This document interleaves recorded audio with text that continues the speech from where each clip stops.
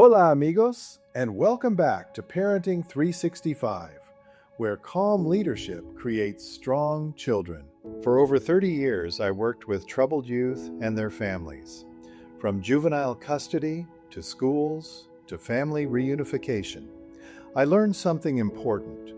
Most parents are not bad people, but bad habits, poor emotional control, and weak role modeling can quietly shape a child's future. That's why Parenting 365 exists. I have another great story to share, so let's get into this.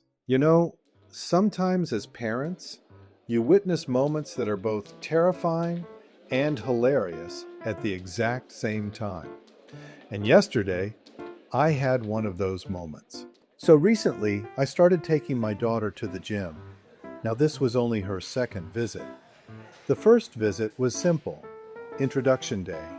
We walked around, learned the equipment, ran on the treadmill for a quarter mile, walked backward for 2 minutes, then practiced a few dumbbell movements. Nothing too intense. But yesterday was treadmill day. And honestly, she was doing surprisingly well. Now for context, she's 7 years old, and somehow, within minutes, this tiny human was confidently running at speed 7.8. Meanwhile, half the adults in the gym were doing their thing. So there she is, running confidently, surrounded by grown men lifting weights. And then suddenly, disaster. Her foot clipped wrong, and the treadmill launched her backward like an aircraft carrier ejecting a fighter pilot. She flew right off the back of the treadmill and hit the ground. Now here's the part that shocked me. She didn't cry. She didn't freeze. She didn't look around embarrassed. She popped right back up immediately and climbed right back onto the treadmill. Except the treadmill was still moving at 7.8.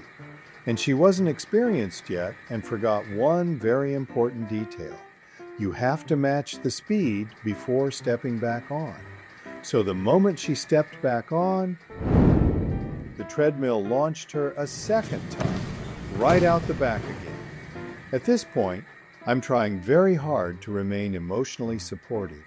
I had my poker face on, while also trying not to laugh inside a crowded gym. And once again, she popped right back up. No hesitation, no drama, no meltdown. That's when I finally explained. You have to grab the rails first, then match the treadmill speed, then step fully on. So she listened carefully, got back on the treadmill again, and continued running for several more minutes like nothing had happened. And honestly, I was proud of her. Not because she fell, everybody falls. I was proud of how fast she recovered. Later, while cleaning a scrape on her knee, I asked if she wanted an ice pack. She calmly said no, but accepted a cold water bottle instead. And while I was tending to her scrape, I told her something important. Everybody falls, learning something new. Even experienced people trip on treadmills sometimes. Then I told her, I'm proud of you for getting right back on the horse. And the more I thought about it later, the more I realized something. Resilience usually doesn't look dramatic. Sometimes resilience looks like getting launched off a treadmill twice in front of a gym full of strangers and calmly climbing back on. And honestly, a lot of adults wouldn't have handled it that well, because embarrassment can stop people faster than pain. So someday, when she's older and watches this episode, I hope she laughs. Because honestly, watching her get launched off that treadmill twice was one of the funniest and most impressive things I've seen in a very long time. And more importantly, I hope she remembers this. Falling down isn't usually the problem. Staying down is. And a quick shout out to my best buddy Hector. Do you remember when we went whitewater rafting down the American River? and you got launched out of the raft like a human cannonball, then somehow popped up underneath the raft itself, where they specifically tell you not to panic and to carefully walk your hands along the underside until you safely come out the side? Yeah, you ignored all of those instructions immediately because apparently, deep inside, you believed you were some kind of professional river guide.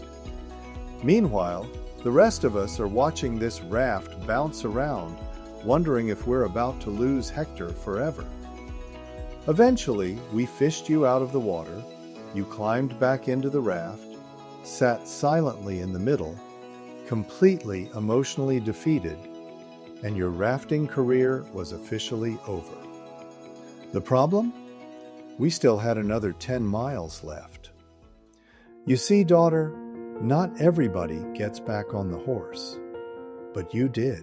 If this helped you see something in your own home, subscribe to Parenting 365, because sometimes it's not about doing more as a parent. It's about becoming more consistent in what you already know. Adios, amigos. Until the next time, enjoy your journey, and I have a few more parenting tips coming soon.